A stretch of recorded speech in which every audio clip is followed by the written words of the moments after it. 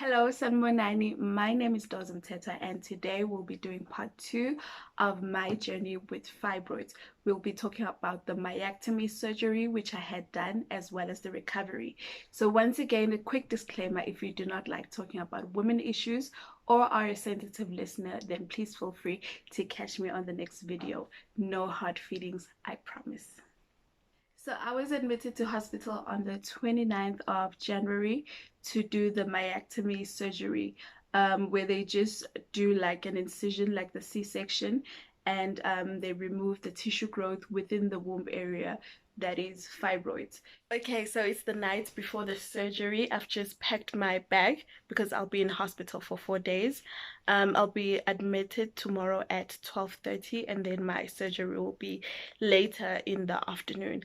I don't have a lot to do. I just have to make sure that I eat before 7 a.m. tomorrow morning, and then I have Izimbiza from the doctor.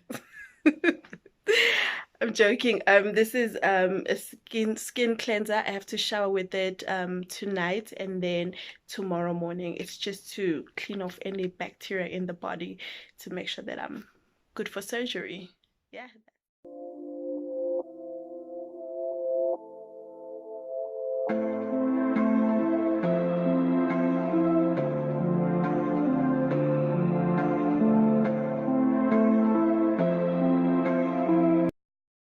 Before theater, the nurses just did the routine checkup of checking your weight, your height, the urine pregnancy test, and your blood pressure, as well as took some blood test.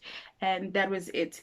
And then I was taken to theater at 3 o'clock. I think I actually went into the theater room where they were going to do the surgery at 3:30. And then again, they took my blood pressure. Then they asked me to explain in my own words what the surgery was going to be, just so that I have the same understanding as the doctors.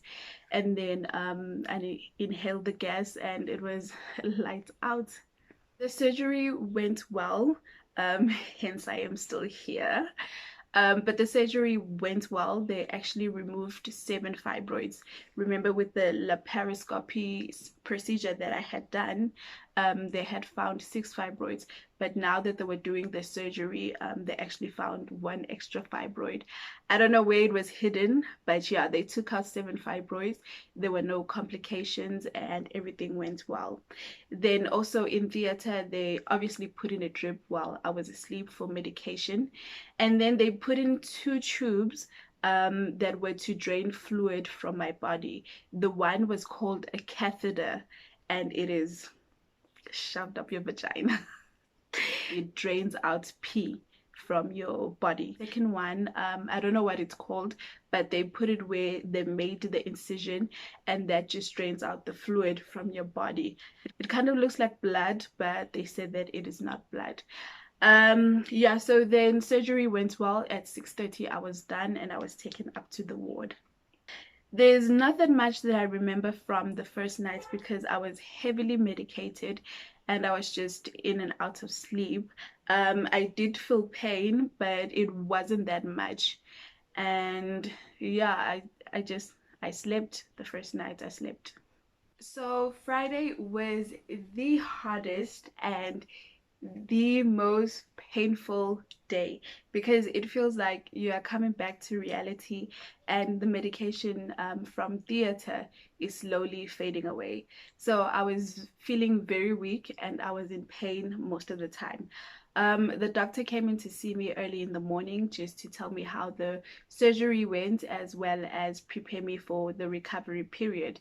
And then the nurses came in to give me a bath, as well as change the sheets and check my blood pressure, give me medication and all that stuff. I was still bleeding and I was getting a lot of medication through the drip, and then also injection for the pain. And then in terms of diet, I was put on light fluids. So for breakfast, I had jelly and apple juice. So the jelly was a bit hard to eat because it made me want to throw up, because I haven't been eating before and after the surgery, so my body wasn't okay. So then I had to eat some ice cubes first before eating the jelly, and then everything was fine. And then for lunch, they gave me toasted bread with jelly again and apple juice. And then for dinner, I think dinner, that's when I started to eat, you know, like proper full meal food. I can't remember what I ate, but I think it was just like a proper meal. So Friday was still dealing with a lot of pain, still feeling weak. And then there was this time where the nurse came in and asked me if how the pain was and if I wanted an injection. And I was like, yes, the pain is bad, but no, thank you. I don't want the injection because they've been injecting me. Like every time I say I have pain, I got an injection, and I was just tired of it because I felt like it wasn't working. But then she continued to inject me even after I said no. So yeah, that was it. And then Saturday was the day that I got discharged. I was getting better, but I was still feeling the same symptoms, or what is it called? I was still feeling the same way as I was feeling, you know. I was still experiencing the bleeding, feeling weak, um, being in pain. But then they said I could go home, which I was very happy about, but only on one condition. I needed to do number two. So from Wednesday, when I was admitted, up until Saturday, I hadn't done number two. And I couldn't. I don't know. I couldn't. Nothing was coming out. And I tried to push, but it would get so sore. So yeah. But then the nurse gave me a pill, a laxative, to help me go to the toilet. And I did go to do number two. And then I was discharged.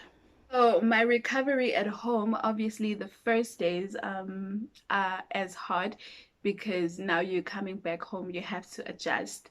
The one thing that was hard, in hospital they've got these inclined beds that you just push a button and you know the one half comes up or goes down. At home, the bed is just flat and you have to use the pillows and adjust them every now and then. So that was hard because every time I move, the wound will be so sore. But then the things that I experienced at home was a loss of appetite, which meant I couldn't eat that much. The first few days I was just eating yogurt and bananas. I was still bleeding. I was feeling weak and I would get tired so quickly. This I'm still experiencing. Um, when I walked from my bedroom to the toilet, like I would get there and I'm out of breath. So I don't know why, but hopefully it will get better. And then the other thing which I'm currently working on with the doctor is the number two. So from the day I was discharged, Saturday, up until Monday, I didn't do number two. I did it on Monday later in the day. And then from Monday up until Friday, nothing. Absolutely nothing.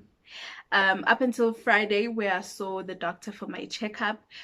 So he checked the wound and everything is fine. And then he got the results from the lab and they said there was no trace of cancer in the fibroids.